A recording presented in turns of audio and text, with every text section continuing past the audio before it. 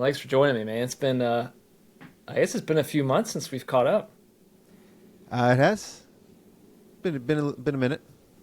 Yeah, some fun things to catch up. For those of you who don't know, Scotty, he is in the accounting industry. He is world famous rapper, OKR on the scene. Does a lot of big shows for Zero, others, promotionals. Has recently got into producing music videos with his kids, which we can get into. Very cool, keeping it in the family business. And Mm. Scott is someone that I've Depends admired. on which family business we're talking about, because we could talk about accounting too. My daughter's going to college; she's majoring in accounting. Dude, okay, yeah, let's circle up on Yeah. that, man. I've got the future of accounting later in the show notes that we can get into, so would love to get Hmm. your opinion on that. But Scott's someone I've admired for, I mean, I've known you for almost a decade, if not longer. Just the way you've approached the industry has always inspired me, the way that I've heard you talk about your team, the way that you elevate them, you want what's best for them, you trust them. Is really cool. And sort of this imagery of all ships rising is cliche, but I think you're one of the few that has truly done it in a way that benefits the entire firm. So kudos, man. I've seen it. I've seen it long enough to know that it works too. So the proof has been in the pudding. So awesome to have Can we you on share with here the today. listeners the story of how you and I met too? Share it, man. Yeah. So yeah, this was probably 10 years ago. I'm not sure exactly, but whenever the date was, you were doing a webinar for Carbon teaching us EOS. And it That's was right. around the time we had started EOS. It was like maybe we were like a year or two in. And you were showing the sheet you guys used at System 6 back when you were still at System 6. And I I paused the webinar, I paused something, and I took the address from the Google bar of the sheet that you were using, and I copied it to use for us. But then I told you later that I did that, and you thought it was resourceful. But I wanted to share that for the listeners that Joe was doing a webinar teaching us EOS, and I stole his. And we still use that same sheet too. So if you see ours, it's like we've changed the colors a little bit, but that same sheet that we use for our L10s, same one with the rocks, Amazing. everything. Amazing. Yeah. Give it up So thank you for for that. Google Yeah. Google Sheets. You're welcome. I remember being in that doc and it was like unknown squirrel logged in. I was like, who's in the sheet and how did So they that's get what in? Google does, right? If it doesn't know who it is, I was the unknown squirrel. Yeah. That's right. That's right. Little did I know. And yeah, man, 10 years ago sparked the friendship and the rest is history. So it's awesome to have you. This is a total passion project I've been putting on just as I have time called Snack Chat. May change the name in the future. I think one of my kids came up with the name, but the whole premise here is to get to know people in the industry better and even outside the industry in kind of an interesting way. I think I totally stole the idea from Matthew May and Kenji Kuramada on their Drink While You Think. So I'll give them a shout out. But the idea is for the guests to bring their snack from childhood. So something that's special to them elicits memories for us to talk through. And then we'll try to bring some analogy out of it. So, Scott, why don't you hit us up with your favorite childhood snack?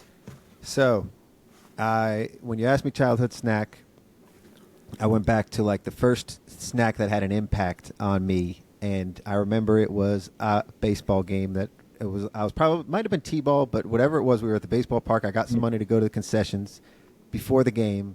Maybe it was after the game, but I remember it was dark, and I got some warheads. Didn't know Mm. what these were. This was the snack that I chose for our snack chat today, and man, was it something else. It exploded in my mouth, the first one I had.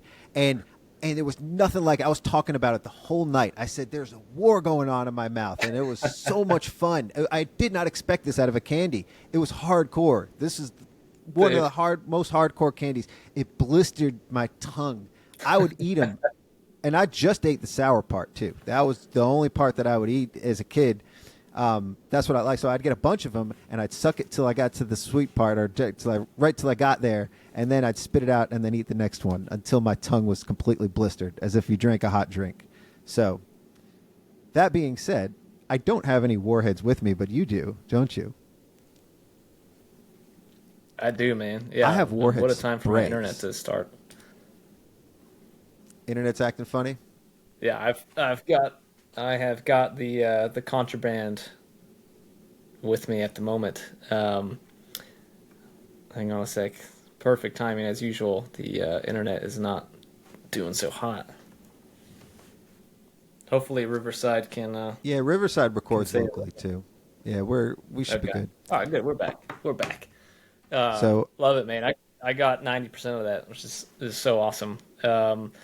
We got the contraband in the mail probably a month ago when I bought these, and my kids absolutely destroyed them. And they know Scott Scarano now because I've said, please do not eat these. I need these for my session, which is good so for you our saved a analogy. few for our session? I got every flavor. I kept one of each. Otherwise, there would be hell to pay if they ate these. And dude, same. I don't think I've had one since I was like 10, and all of the feelings came back. All of the red Mm-hmm. 40 and the yellow 4 and the red lake and the blue lake, all the dyes All the came right. dyes, yeah, yeah. I told my wife what we were going to be doing today, and she said I better not be eating anything, any warheads. But fortunately, I didn't find any actual warheads. But I did find super sour tongue roller and super sour tongue spray, both made How by about that? Warhead. Yeah, so they're both. Let me make sure I'm showing this in the camera right. Oh, I Okay, see it. Yeah.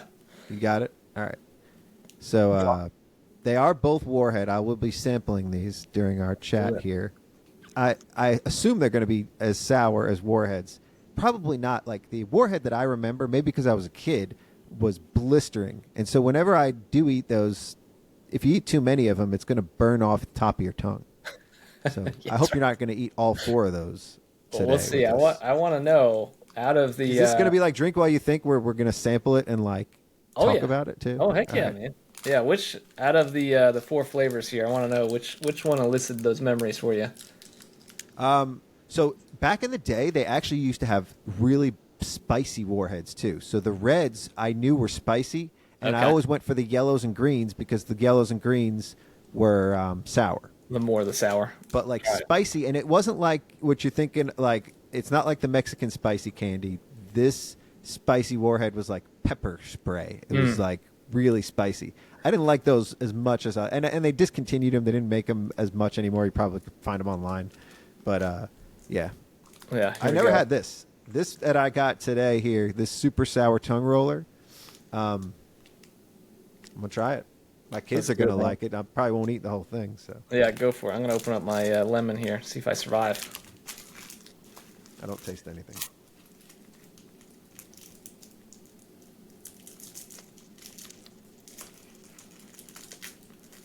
Have you gone numb to it? All right, here goes the lemon warhead. All right, go for that. Yeah. Cool, And your kids were eating those. dude.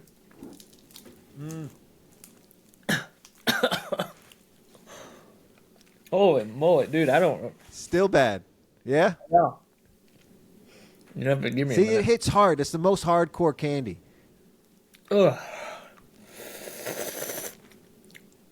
All right, it's starting to.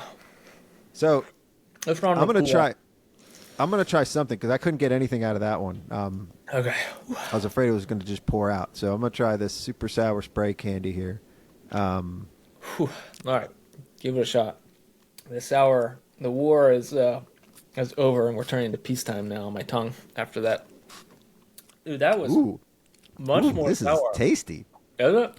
Ooh, I got a spray of it. So it gives the same flavors and hints that you get from that top layer, but it's a spray. So Oh, the I sweet think if I side or the sprayed sour more, side of it? yeah, it would be more powerful. Ooh. Ooh, yeah, yeah. It gets to pucker. 3 sprays is a pucker. I'm gonna try to do 4 sprays in a minute. Love 3 it, sprays is a pucker. But we can get to talking too. love it, man. Let's get started. Let's get down to Yeah, business too. let's do it. Yeah, so I thought of when my kids pilfered these and stole them out of the bag. They didn't know what they were. They just thought it was candy. So I was like, all right, well, if you're gonna take it, you need to Whoa. keep it in your mouth and get through it. And of course, the same response I just had.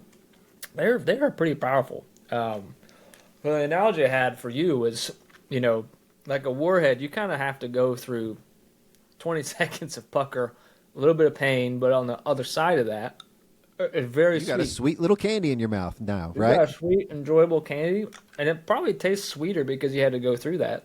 But I want to know, tell me about a time in your life that maybe you had to go through the same pain, sour, and you stayed in the Ooh, fight and you oh, came out great on that sweet metaphor. side. Oh, Perfect metaphor for building my firm. there we That's how go. I built my firm, right? Now, part of me likes that sour, and I really like that part the best. Hmm. And then it's the sweet candy that I spit out after because I don't like to sit with the sweet. I like Oh, the war. I like the okay. chaos. So I've read this in a book too. Hmm. And it's a wartime CEO is what they called it, and a peacetime CEO. And I fit the category of wartime. I loved building the firm, and I loved that chaos and that sour and that grit and like grinding. Hmm. That is what I'm made for, Hmm. because over the last 5 years, I've experienced the other side of it, the sweet of like Hmm. coasting and things being peaceful and being calm, and my mind is not right. I have Hmm. experienced extreme like Hmm. I'm not going to say like I've been depressed, but like I get some highs and lows during this time of peace and more anxiety and more impatience and like wanting to break things. That's why I'm not involved in the Hmm. firm as much anymore, because I was doing everything when I was building, when I was growing, going through that hard gritty phase of like Hmm. growing and building the firm. I had full control over everything too. Hmm. And I saw everything going on, and I tweaked it all. That's when we got all of the new tech. That's when we would find more new tech, and I would break things and fix things, and it was just exciting, good times. So I miss the Hmm. wartime. I miss the sour, and then I spit the candy out and go on, move on to the next one. So maybe that's what I'm Dude. figuring out about myself. Maybe Yeah. that warhead metaphor is a great metaphor for life. If you Hmm. like the sweet, you're a peacetime CEO, Joe. I bet Hmm. that's what you are. You like it when it's peaceful. You like when the systems are running and there is no chaos. Maybe? Fair? Maybe. Maybe. You know what's funny? Because I think you're one of the few that have gotten into sweet. I think accountants in general live in the sour. Like at least twice Ah, a they don't year get they're to sour. experience the sweet They haven't, but everyone's because sort of they're chasing addicted to it. the sour. Or they like the sour. Maybe that's it too. I don't know if they are because they all complained about it. But you've You actually complain made about it something, but then through. you go back to it. Yeah. There's an analogy. My father-in-law, he's full of analogies. He shares about he's retired now, and when you're in your career, it's like kayaking. You know, if you're going down the stream, you're like dodging, dipping, going crazy. It can feel overwhelming, stressful. He said, Yeah. looking back on it, that was easy. Now I'm in the lake and I have to paddle. And if I don't paddle, I don't go anywhere. And that's almost harder than it was. And I thought it was stressful being in the current. And I'm still in the current. So I don't know what it's Whoa, like to that's a be good one. like fully peaceful. And I think a lot of people, What I think about trying to particularly, swim upstream? What about trying to go upstream that's too? right. Like that's the Yeah, third level. that's right. That's even Yeah, that's the extreme. I could totally see that. We had some seasons at System 6 where it was just running very smooth, and some of the positioning was like, hey, do we just do a 0% growth forever? We're happy, we're profitable, the team's doing well, and a resounding no came from the leadership team. Like that's boring. Like we're not changing lives with what we do. We're not offering opportunity to the team. We're getting bored. Like no one was working full time, and it was like 6 months of that, and we were kind of tired of it. So similar to like that balance of like pushing is sour, and it can blister you if you stay in the sour too long, but being in the sweet, honestly, having this in my mouth for the last 5 minutes, I'm like kind of tired of it. I'm like, I want some spice. I want some sour. So yeah. You're gonna crack open correlation, the man. next one. Alrighty, yeah. That's Going for right. the Yeah. next sour. I See, you got. see. So you only made it 6 months to realize that. It's taken me 5 years to see that. Well, I've Hmm. also enjoyed the peace. The peacetime Hmm. that I have had, I have created new war times for myself. So I created other things, and we can get to talking about that Hmm. too. But that's where I found my chaos Hmm. was in the building of something else. So that's Yeah. sort of what I did during Oh, that heck time yeah. of peace for the firm. So the firm was able to have, because my team that's running it, they like that. That's what they want. Mm. is that calm and steady, zero growth, but everybody's happy. Like Mm. there's attrition. We lose some clients, we gain some clients. You know, they're taking on new clients, but it's not the type of growth that I'm Mm-hmm. accustomed to, or Yeah. that you might have been at System 6. It's not the kind of growth that I Yeah. had before That's so things good to slowed down. bifurcate and almost protect your team and yourself from that. Is if there's a difference of not worldviews, but like needs and desires. You don't want to be a bull in the china shop or, a bull next to a donkey. You're pulling harder than they want to be pulled. Like that's just a recipe for disaster. So Exactly. I love what you did of like equip them, enable them, and then you go do your crazy stuff that gives you life. Yeah. Yep. So yeah, tell us about that. I mean, I've watched your journey the last 10 years. I mean, I get anxious and nervous for you when you do these raps. I'm like, that would talk about sour. I couldn't handle that. That's the next level sort of preparation. And it's one thing to talk on stage, but to memorize your raps, to write them, memorize them, and perform them, like that's next level, man. So yeah, tell us about that, and then where you're going next. Sure. So I always wanted to do that in my life, like since I was high school age, since I first, started listening to like really listening to music. It was like Jay-Z, Outkast, Eminem, and I wanted to be a rapper. I wanted to be an entertainer, and I never really did it because I had some other, roadblocks along the way. I ended up becoming an accountant and building a business, so I had to put that dream aside until I had that free time. And when I had that breath of open space when I was doing the podcast, I started messing with editing and recording and talking on a mic, and then like realizing or having the confidence to write a rap and do it. It took me about 6 months. So the first time, I'll tell the story of the first time I like thought I was a rapper was when other people saw me as a rapper and they saw that in me. Was on a trip. It was the first Scottsdale thing that Michael Lee put on, and I was in a Uber with Will Lopez and Kenji Kuramoto, and I forgot who else was in there, but I know that Outkast AT Aliens was put on, and I rapped that whole song in the back of the car, and Will was recording me, and then he showed me the recording later, and I saw it, and I looked like a rapper, and I was like, oh, that's pretty cool. Because I just knew that song from heart, like from high school. And so like I somehow came up with the idea to turn that into CP Aliens. So that was my first rap that I ever did. So awesome. That took me about 6 months to write and then rehearse. And I was rehearsing it in the hotel at Carbon X. I was rehearsing it up there or just practicing, like being on the mic and recording it. And it wasn't anywhere near where it was when I first performed it. But it was at Carbon X that you let me borrow your suit jacket. And I first went on stage up there, too. I didn't rap on stage, but we did like a live podcast. Yeah, and that was a taste of like what Accounting High will be, too. And I teased that. But that wasn't me talking about being a rapper at that point. I wasn't rapping on stage. It was Twyla, who is now at Carbon, that gave me my first big break. She put on the FreshBooks Partner Meetup. I had told her on the side that I was working on this rap. And she might have suggested it, or it was my idea. But whatever happened, she said there was going to be an event at the Toronto FreshBooks Fresh Pack meetup, and there would be an opportunity that I could perform. And I took that, and that's all I worked on, and I was focused on that. I actually did a rap first for my daughter's quinceañera.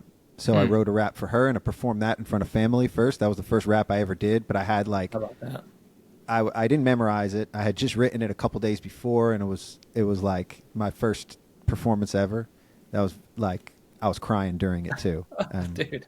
I'm not going to share the video of that because it was like my first ever performance too. But the Toronto one actually was like working up to it 6 months.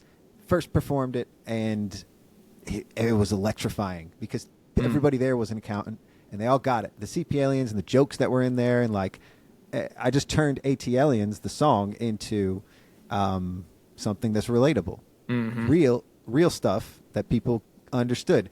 And it didn't really hit me that that's what I was like. And I was connecting with them, too. And, again, it was like a bunch of people. They were my friends, too, so it was already, like, comforting and easy. But that was my first time ever really performing in front of people. And I had the confidence there. And because it went so well, then it led to, and it spiraled up to do other things. I think shortly after that was like, I did one for Expensify, and then they invited me to Italy. So you say worldwide, this thing did go worldwide pretty quick. And so Awesome. I filmed a video for them in Italy and like other things too. So there's the story behind it. That's so sick, man. That's sick. Yeah, I think about there's a couple of ways have followed you. One was like the first with how you designed the firm that was intriguing, appealing. I think you were one of the first firms to go EOS back 2017, whenever that was, and then to more or less work yourself out of the firm when we were in sort of the partner model of like the partner or the owner is so invaluable to the firm. It's their name on it. Moving out of that and then into rap, which I don't know anyone that did it at the time. Very, very like creative. I can't put the word on it, but blazing that trail. And then now I think about now accountants are finally starting to get creative because we have to be with like private equities coming in. AI, I think, is really going to disrupt, and so you have this whole new angle of accounting that's like the right side of the brain isn't. I always get them wrong. Is it the right side is creative? No, yeah, the right side. I usually think the creative side. Well, right brain, left brain, right? Yeah. I don't know which side. I think right is the creative side, left is the analytical, or All right, maybe we'll the go other. left is analytical for the sake Whatever you're going to go with. whatever. Yeah. Like accountants historically have been valued for that side of like the analytical, and that part's going away, and it's all of a sudden, hey, we got to shift. You got to do something, and so you've kind of been on the forefront in that in different ways. And now we're getting into AI, and earlier before the call, you said your daughter's getting into accounting, but accounting 20 years ago when you and I were in it is a heck of a lot different from where she'll go into it. So we'd love to hear your thoughts on like you've got next gen. I mean, in some ways, like you're getting your kids involved in rap, which is so freaking cool. Them seeing I your didn't journey in mention that accounting. too, but yeah, so Yeah, getting involved in rap and accounting. that's right. Yeah, them seeing accounting not be afraid of it. One is pretty cool because I think a lot of accountants have seen our accountants generation and said, "No, thanks, not for me," and yet your kids are seeing that, and it's it's it's uh it's So worth it to them to I'm see it. So exposing anyway, them to what accounting can be, yeah, or the brightest side of it, because you know the stereotypes of accounting is it is what it is. We're the Louis Tully of the Ghostbusters. Like he was the accountant. dude, that's amazing. And I've never heard that analogy before. I love it. but that's what we are in the room, and we're the butt of the joke and everything. So there is cool in accounting, and there are people that can represent something other than that. But she's seeing the best of that, and that's what I've been exposing her to, and that's what I've been trying to expose the world to in accounting. I mean, the things that I do are for accountants, but back when I did my firm, we did things differently, and the people that were attracted to us were the ones that didn't want to go with that boring accountant because our firm was different. So maybe we turned some people off because they want that buttoned up, suit and tie, expect that from their CPA, and they got us, and we were different. And so we attracted the people that liked to work with somebody that was different. And so I've exposed the different people in the profession, and my kids have seen that. I mean, I took my daughter to a couple conferences. I just recently took my son to a conference, and he loves accounting because he loves the booth swag. He loves getting free stuff, so he wants to be an accountant just because he can get free stuff. The rapping thing is easy to expose them to because they're already exposed to that, like in the real world, and like the performing and the singing. My daughter's really just the singer. She sang on all the female parts and all the rap songs that I did, or all the accounting tracks. That was my daughter. She was in chorus and stuff. So Oh wow, I didn't know that. That's yeah, awesome. so It's awesome. the Live Flow song is not Anita singing. Everybody thinks it's Anita Yeah, singing that was on your that daughter? one. That was my daughter. Yeah. How about that? That's awesome. Love it. Love it.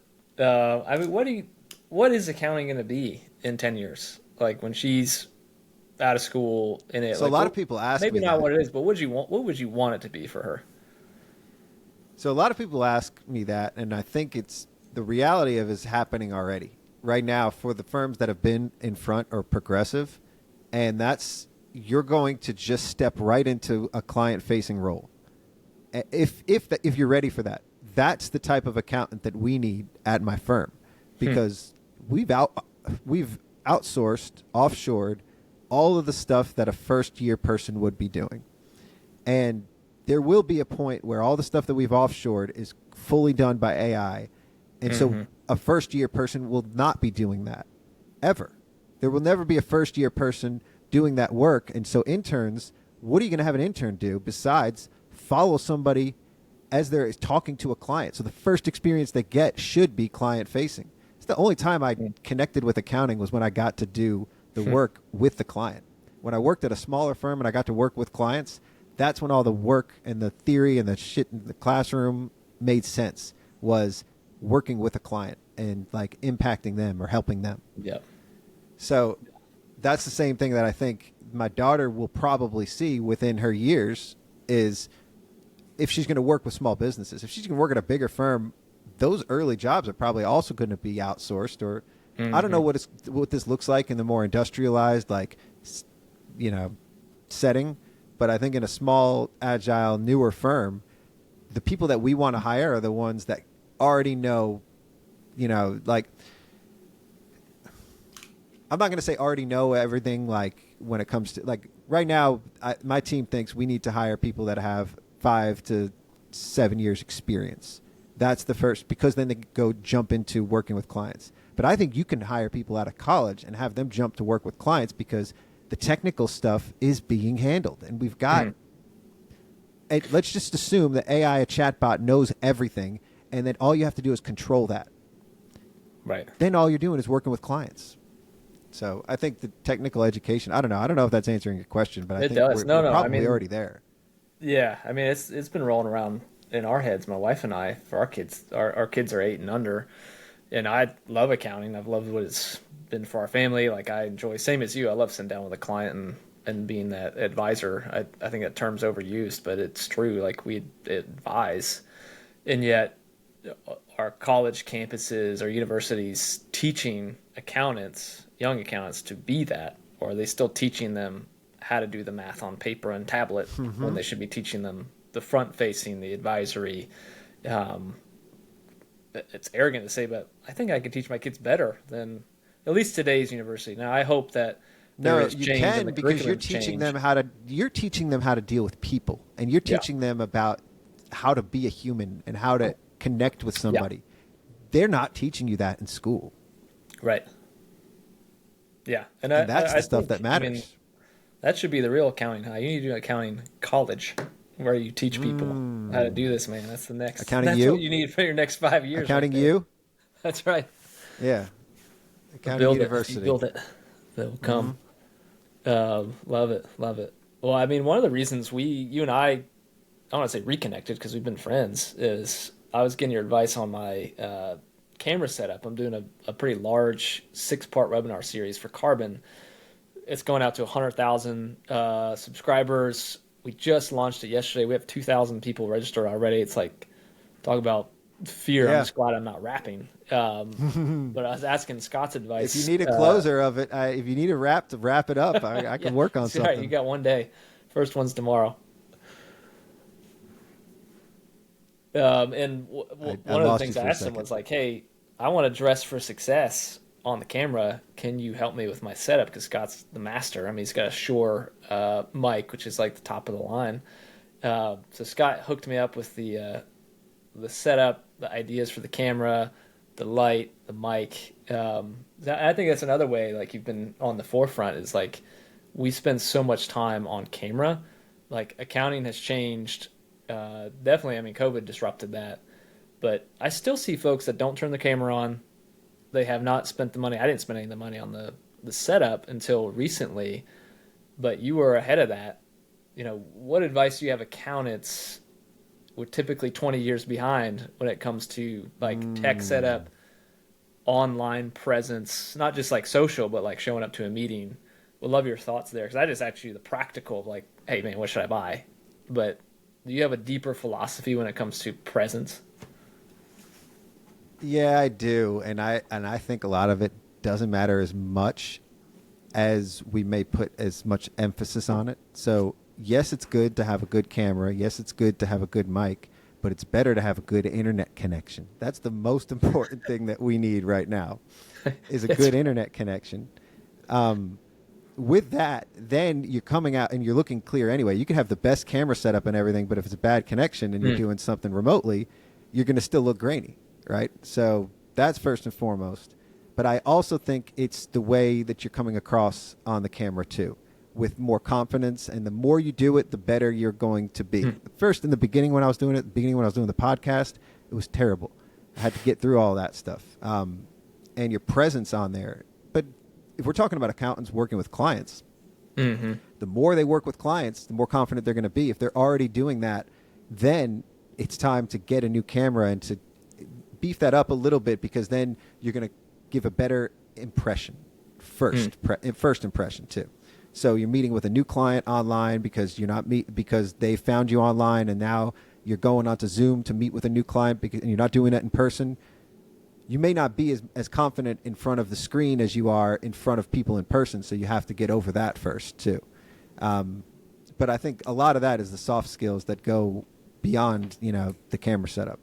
Then once you got all that stuff worked out, it is great to have a good mic. First time ever, I was on a call with Shane Mason, and it was just a regular call, and he pulls over this Shure mic, and I didn't know he did a podcast or anything else. I just thought, and that's what he used with clients and stuff too. And it was great. It sounded deep. It sounded professional. And I think the camera was just, a regular laptop camera or whatever. But immediately after I was on that call, I went and bought my Shure because, man, it sounds buttery. It's really good. Yeah, your audio sounds incredible. Yeah. So it does make a huge difference to have good audio. I do get that comment a lot. People like the sound of my voice, but that's because they're hearing it through the Shure. Yeah. So it ensures I have a cleaner exit out of the mic. Yeah, it sounds amazing. I got the probably can't show it on screen. I'll try. This is the Elgato 3 that shout out to Roman Villard at Full Send Finance. Dope. Not sponsored post, but I had his hat on my desk. Told me to try out Elgato, so I did. And it's crisper. It's not the same investment as a Shure. I looked into that. The Shure is like top of the line, but then you need the little voice integrator. You need something box. else. You need something else to I have another audio device too, called the. So this, I don't know if I recommend people to get this, but this is what I got at the time. The tech has already improved, but this was pretty dope. This was the PodTrack P4, but this is when I was recording a lot of podcasts. So this little device is what I plug the mic into, and then it goes, and it's an audio interface that goes into the computer too. But what I was doing was traveling with it, and I can plug multiple mics in it and it record a podcast. Oh, but nice. that was just because it was podcast only. But when you need audio, everything changes. Or video. When you need video and you're going to record video, you don't need a device like this. So I'm not going to recommend anybody get it, but that's what I'm using. Yeah. Next to the Shure. No, and I think we both have the same camera. The Nice little Logitech. Yeah. Yeah. Brio. Yep. The Brio 4K. That was something I did. I mean, I probably researched maybe 10 hours on this when I was talking to you.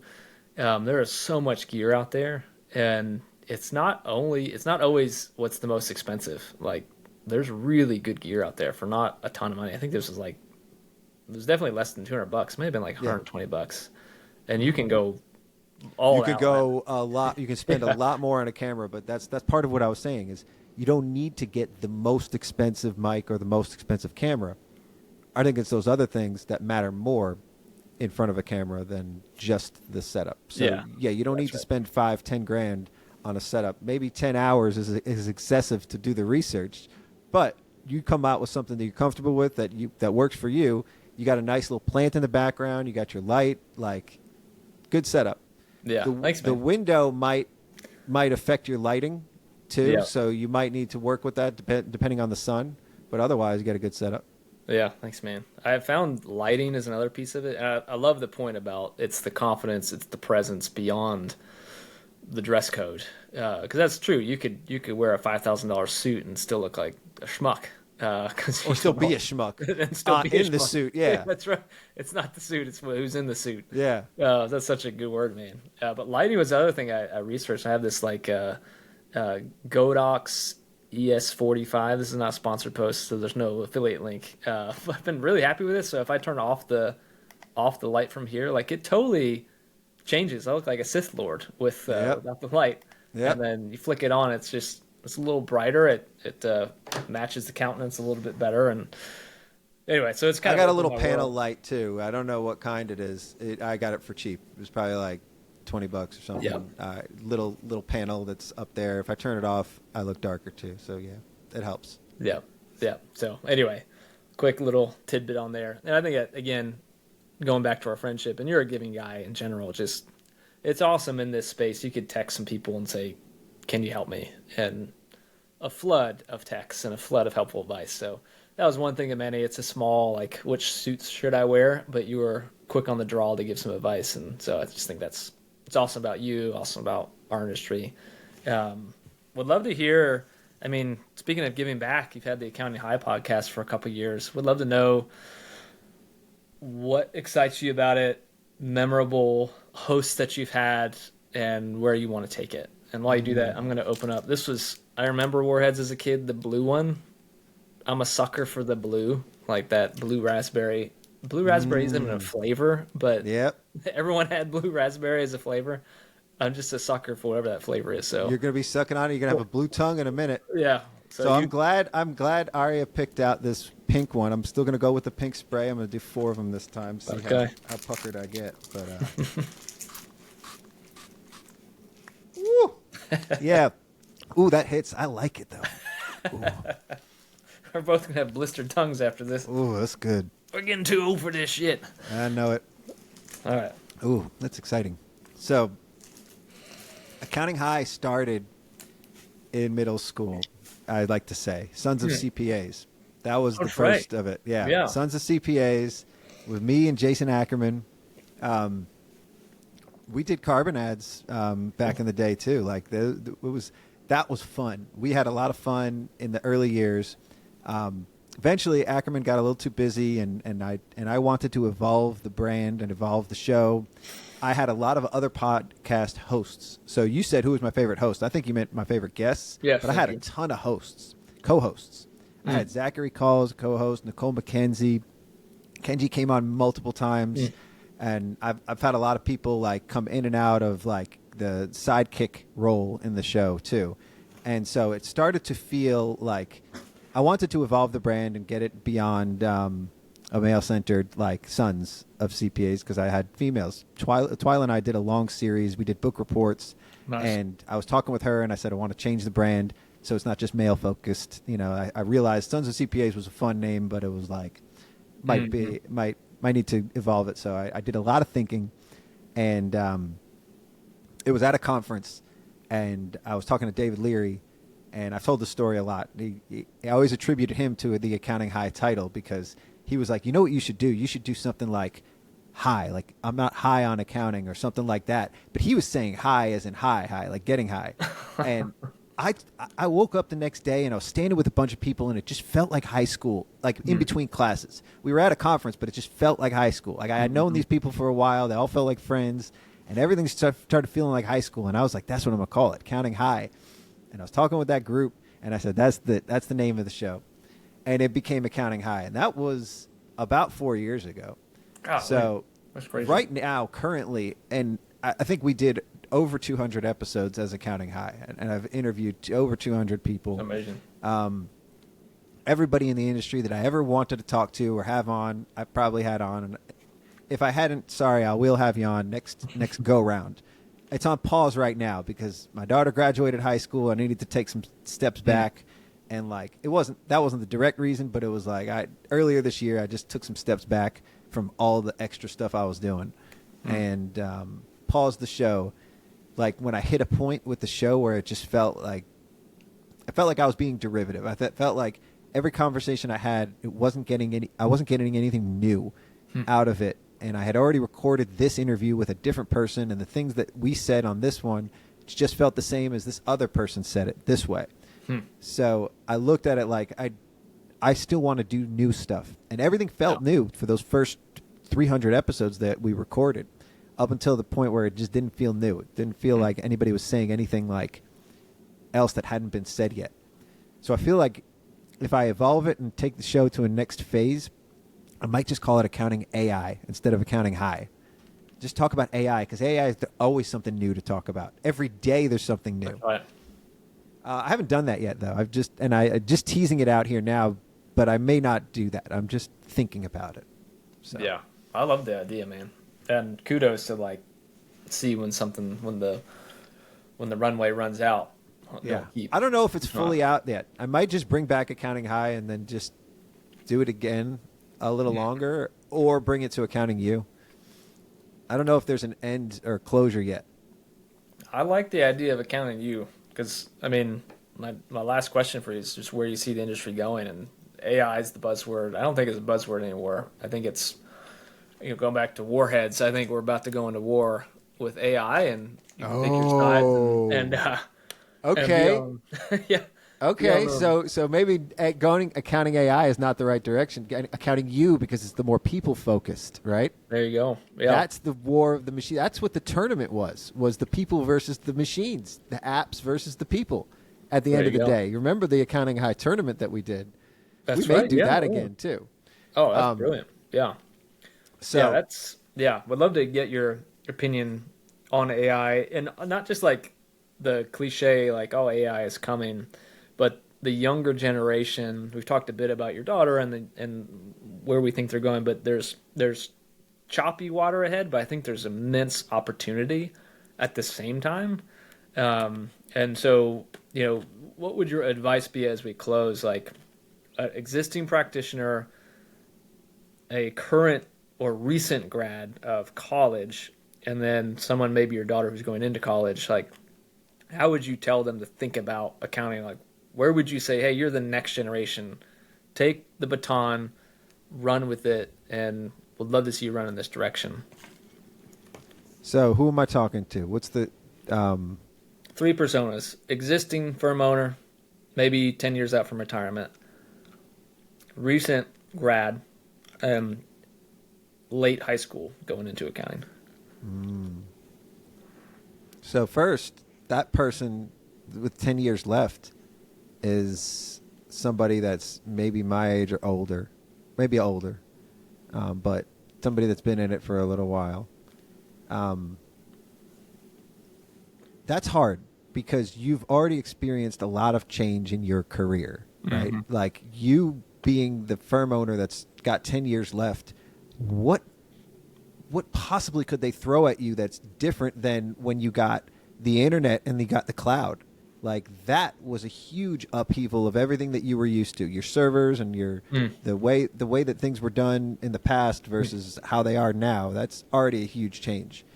And now you're going to throw in, like, the computer's going to do it all for you. Is that what we're saying? Like, with AI, and then how do you adapt to that? Like, that's scary for a lot of people that have been in this for a while that are getting ready toward retirement. So they're running away. Whenever they hear about this new technology and this other new stuff, they are typically the most adverse toward it or running away from it. But do you tell them pop another one in and go for it, or do you say keep the sweet in your mouth and just ride as long as you can? That's personal preference. It's going to be sour. That's preference, right? So put the sour in if you're expecting a high reward out of it too. If you want to keep growing your firm for the next 10 years and continue to build your asset or build your equity into something bigger that's bigger than you that you can sell, then you're going to go through that sour for another 10 years and dive into the new tech because it's going to make your life easier. But if you want to keep the peace and you know about what it's worth and how much you could sell it for, and you want to just keep things going, then keep the sweet. Like, that's your preference, right? Which side of the warhead do you prefer? Dude, I'm going to give you that. That'll be your royalty check. What side of the warhead do you want to be on? Which side of the war? Yeah, for real. Awesome. And it is a war, though. If this is going to be the AI war, where it's like you're fully on board and you're going to adapt to these new tech, and it's new AI tech. Let's not get anything twisted. You're going to spend a lot of money on it because it's probably going to cost more than anything that you've been using right now, if it's going to fully automate your stuff, I looked at Digit's new pricing, and they're more expensive than Zero for sure. And Yeah. and Digits is supposed to be fully AI automated ledger, and it's like $100 at the cheapest level, or maybe 70, I forget. But Yeah. Oh, yeah. That's so you're wild. going to be spending more money on a lot of this stuff too. For the younger, more agile firm owner that has less employees, this is going to be great because you're going to be paying for the tech to do the stuff that you would be paying lower level intern type people for. Yeah. So we're going to find a middling out of like what you're paying for outsourcing versus what you're paying for like the tech. But at the end of the day, I think everybody wins if you do adapt the tech because it's only going to make everybody's lives easier. Yeah, absolutely. I think one of the fears I have for that middle generation, the recent grad, is the rungs that we had to climb the proverbial ladder were there, and AI seems to be removing rungs of that ladder. The junior role is gone, intern role is definitely gone, but preparation, at least in the tax world, is going to be gone in the next 2 years.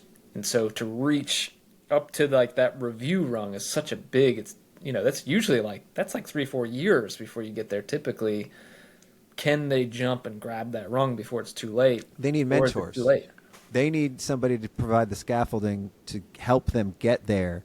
And the only way they're going to do that is if those people stick around. The ones that can do it, that review, are stick around long enough to help and mentor that person so they feel confident enough, in reviewing tasks and confident enough in front of clients.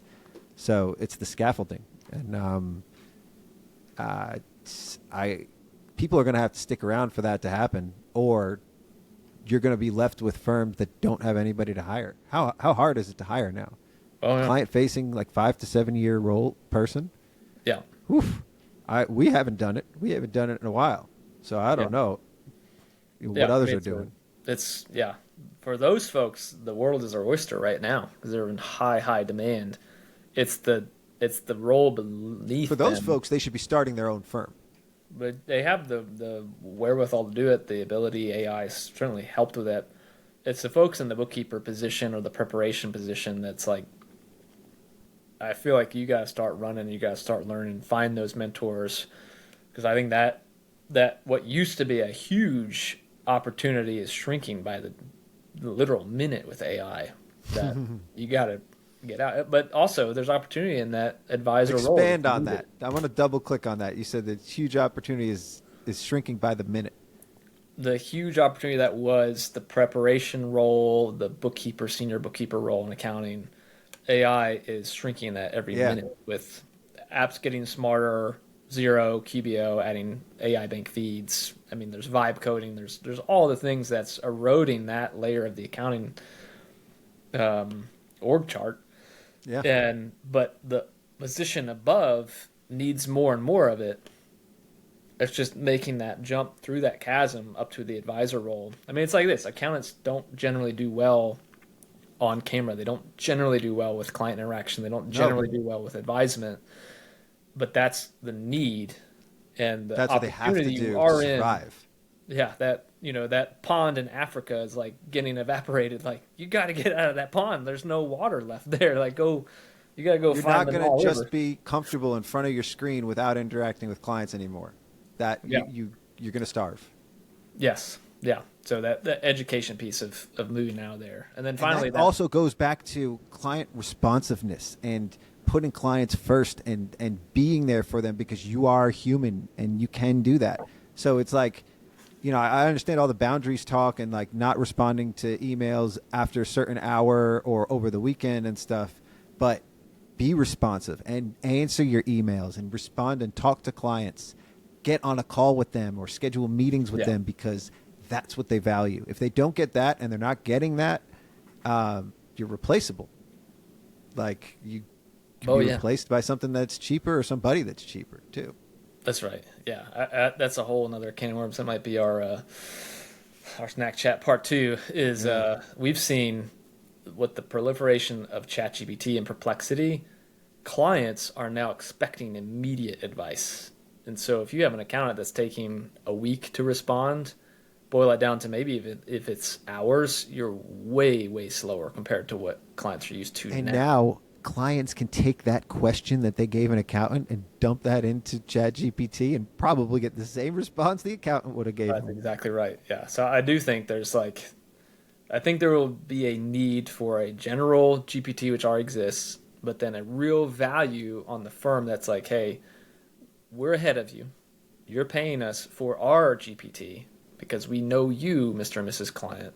You get immediate response with a liability protection because it's our brain on top of that GPT. So it's a custom perplexity just for you because we know all your Ooh. stuff. I think that's the future. It's not you got to beat the machine and reply as quickly as possible for that value and that expectation. It's now you've created your own firm bot that has the instantaneous response, but the accuracy that a global GPT would not have because they don't have the context of the client. That's my where are we going in 5 years?